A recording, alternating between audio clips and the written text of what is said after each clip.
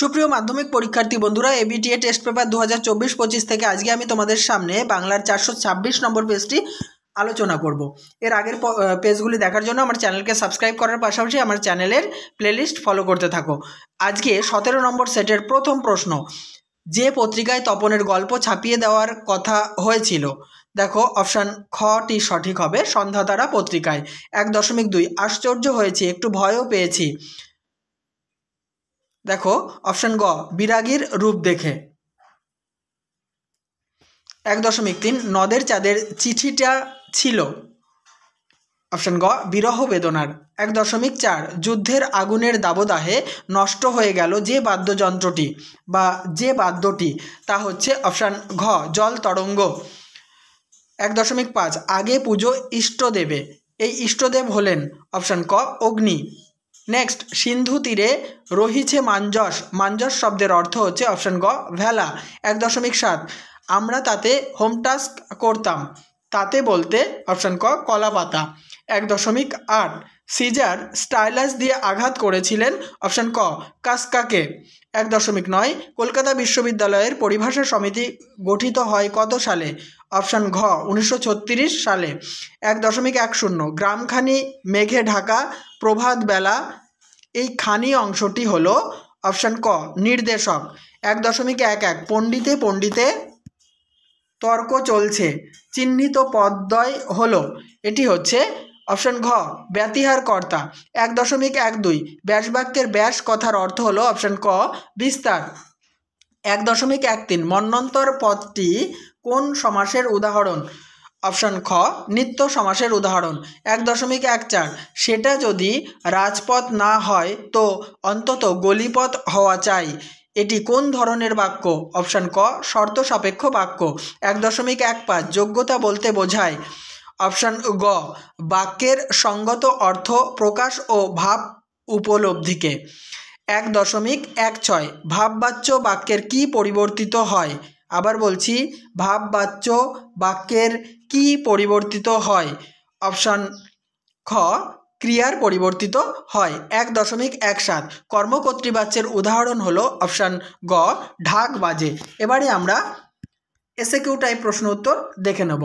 1.1 এটা খুব ভালো, বক্তার একথা বলার কারণ কি, জ্ঞানচক্ষু গল্পে তপন তার স্কুলে ভর্তি হওয়ার প্রথম দিনের অভিজ্ঞতা আর অনুভূতি নিয়ে গল্প লিখেছিল, তাই প্রশংসাবশত ছোটো মেশো উক্ত কথাটি বলেছিলেন। নেক্সট প্রশ্ন, কিন্তু দোকানদার হেসে ফেলে, হরির কাণ্ড, হরির কাণ্ডটি কি, বহুরূপী গল্পে আলোচ্য অংশটিতে হরির কাণ্ডটি হলো এক ব্যস্ততা মুখর সন্ধ্যায় রূপসী বাইজি সেজে ঘুঙুর পড়ে প্রায় নাচতে নাচতে শহরের রাস্তা দিয়ে চলে যাওয়া। 2.1.3 গিরিশ মহাপাত্রের ট্যাগ ও পকেট থেকে কি বার হয়েছিল, ট্যাগ বানানে চন্দ্রবিন্দু হবে, টয়জভালা আকারের মাথায় চন্দ্রবিন্দু হবে, ঠিক আছে।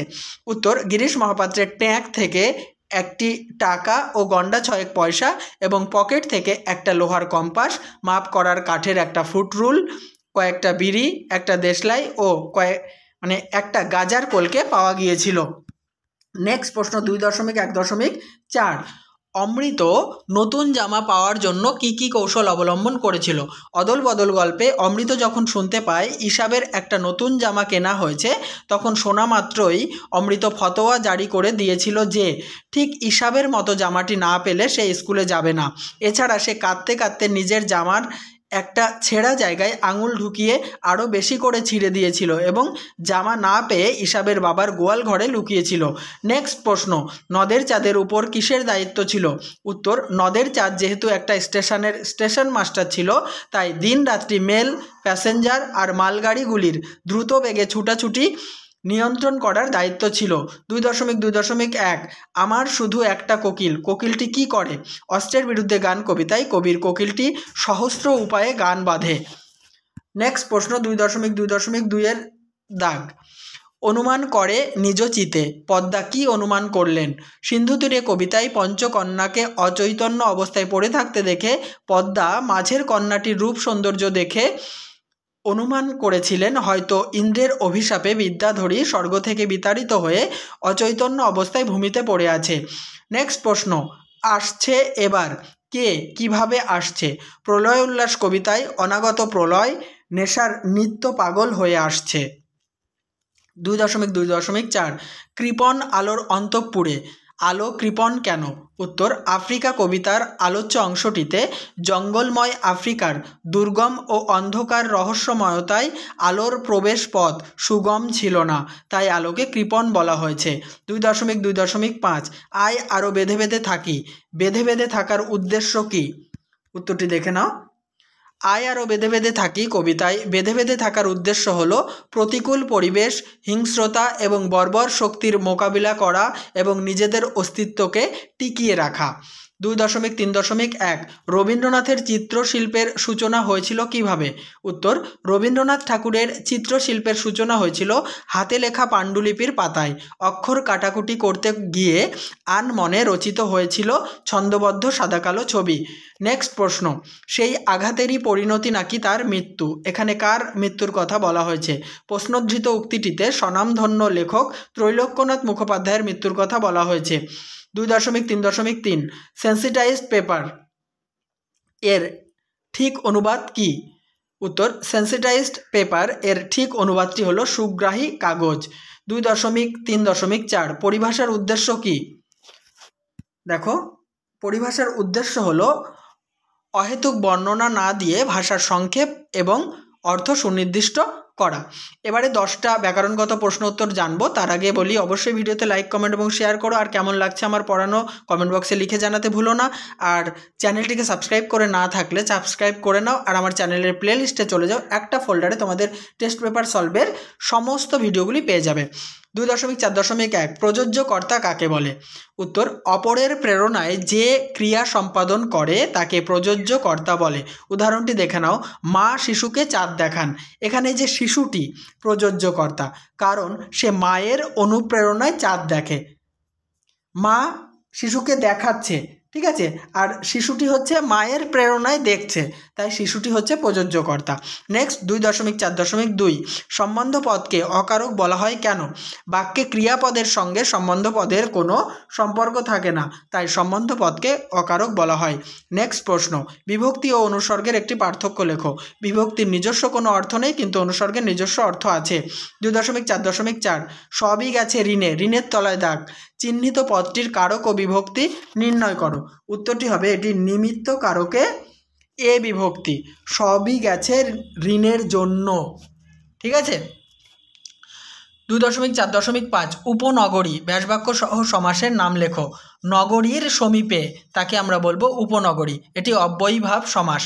2.4.6 তৃতীয় বা অন্য পদের অর্থ প্রধান হয় কোন সমাসে? তৃতীয় বা অন্য পদের অর্থ প্রধান হয় বহুব্রীহি সমাসে। 2.4.7 আবেগসূচক বাক্য চেনার উপায় কি? আবেগসূচক বাক্য চেনার উপায় হলো, এই বাক্যে আনন্দ, দুঃখ, ভয়, ঘৃণা, রাগ প্রভৃতি আবেগ প্রকাশ পায় এবং আবেগসূচক চিহ্ন অর্থাৎ বিস্ময়বোধক চিহ্ন বা কোনো কোনো ক্ষেত্রে কমা এগুলো কিন্তু ব্যবহার হয়। 2.4.8 রবীন্দ্রনাথের নাম কে না জানে?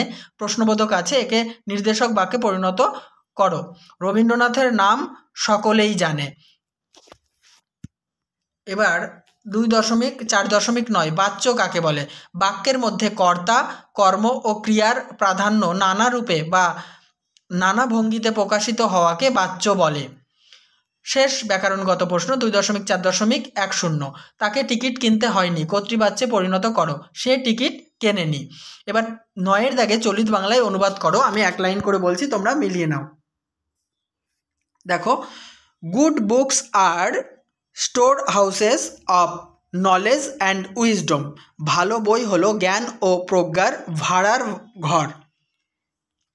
Next line, anyone who has the key can enter this store houses and help himself.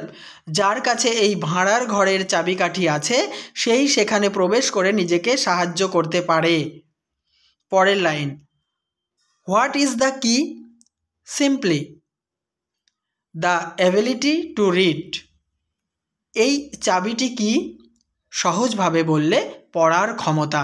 তাহলে এই পেজটি আমার সমাপ্ত হলো। নেক্সট পেজ নিয়ে খুব তাড়াতাড়ি হাজির হব, ততক্ষণ আমার ইউটিউব চ্যানেলটি ফলো করতে থাকো।